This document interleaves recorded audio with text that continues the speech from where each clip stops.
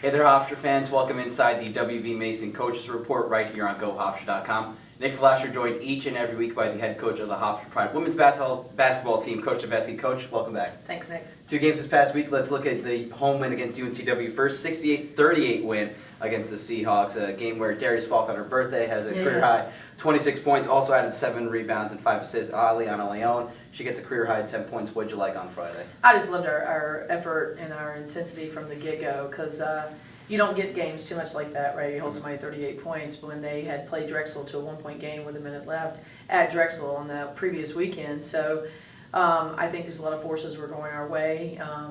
Travel has a lot to do with it in our league and the end of the season. But we really just came out relentlessly and just had a really good team effort in that win and just just didn't show any mercy. And I think that kind of helped from the jump. So I was just really proud of the group, proud of Aliana. I said I wish every day was Darius's birthday. Just a really good team effort. And for Darius Falk, she's not always going to rack up that many points, though. She's not known for necessarily that point output.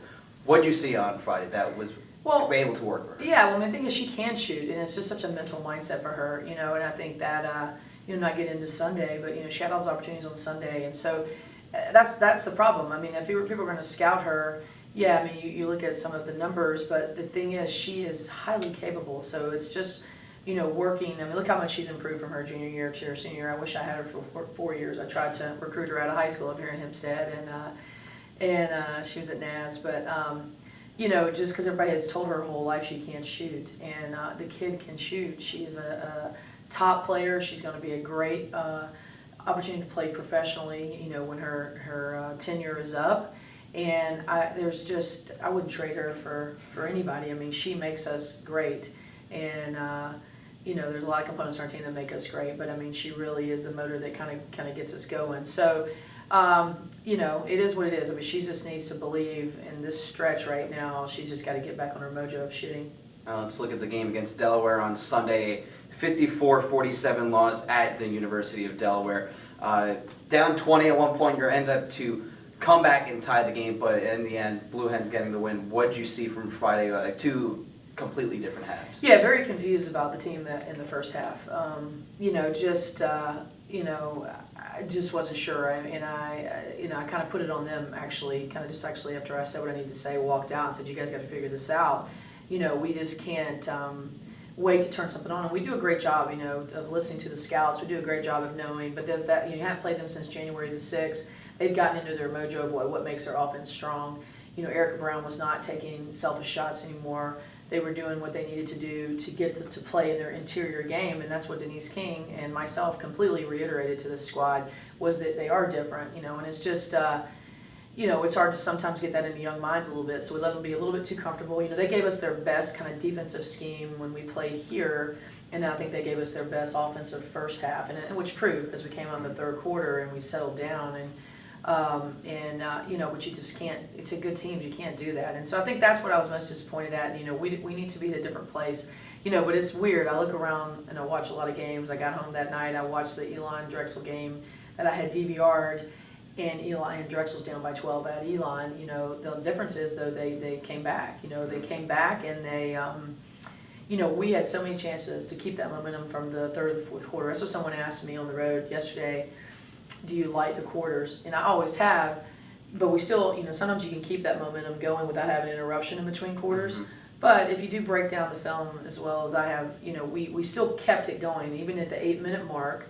And then Ajane tied it 43-43 with a little sweep and go. We had a lot of opportunities to get over that hump. Even before Aliana had the 3, free throws, even before that, we had a lot of missed little gimmies that we make, whether it was Darius, Crystal driving in, doing what she does. Crystal had a great game, at Delaware. She really got her shot back. So, we had all these opportunities to keep that momentum from the third to the fourth quarter in our favor going, and we just could not get over that hump. We did not take the lead, and I think that had a little bit to do with, with us right there at Delaware. Well, it's moving past Delaware. Crunch time now. 3 games left in the season. It begins this Friday against Drexel at home, a team that you lost to by 3 down at Drexel just a few weeks ago. They're sitting just 1 game ahead of you in the CA standings. So what can we expect this Friday? Well, pressure's on us, pressure's on them. Now we were all playing for something. So, we better realize we're playing for something. We need to, we need to beat them and take care of that. We need to finish out, game by game, but we need to play for something. We need to understand we need to have 22 wins by this is over.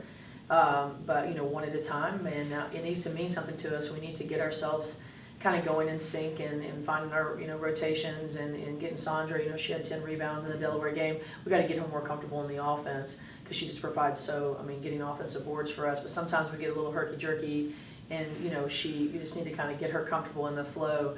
And really utilize, players that have been coming off the bench and helping us right now and get great minutes out of Aliana. So, we have got to, as a team, really unite, and they need to decide, our identity, what we're playing for and where we need to be, because you don't work this hard to get to this point and not finish out strong is what you're capable of finishing out. So it's really, a lot of people are playing for things. Northeastern's playing for spots. College Charleston's playing for spots, Drexel's playing for spots, but guess what? So are we. So we really got to lay that on thick and decide, who we're going to be. And from that game against Drexel a few weeks ago, what do you remember about the game? Don't want you to give away any secrets, but what are you trying to change in getting ready for Well, that? no, the funniest part, the reason why I smiled is that, Drexel makes everybody score low. It was, 67, 64? Yeah. So, I remember that game being exactly what it is. I mean, two teams going at it. I thought we played really excellent defense in the first half. Obviously, we tried to switch on the last play. They run all the time. They're really good at running things over and over again, and we just didn't get in front on that switch. So I mean, it's gonna be a little bit of a chess game, I'm sure. Again, right?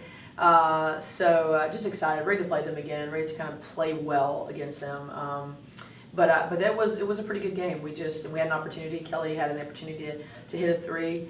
And we didn't make that. So, I think strategy and things like that, with having the extra timeouts and stuff at the end, they do change a little bit about, what you can go for and what you need to do. So it's going to be another battle, another type chess game, and, we need to play our best. And then on Sunday, you'll be against the College of Charleston back at home. Senior day, so you'll be on Right. 5 seniors, Darius Fogarty, Kelly Gilchrist, Asia Jackson, Sydney Empson, also D. Thomas Palmer. Right. What can we expect on Sunday?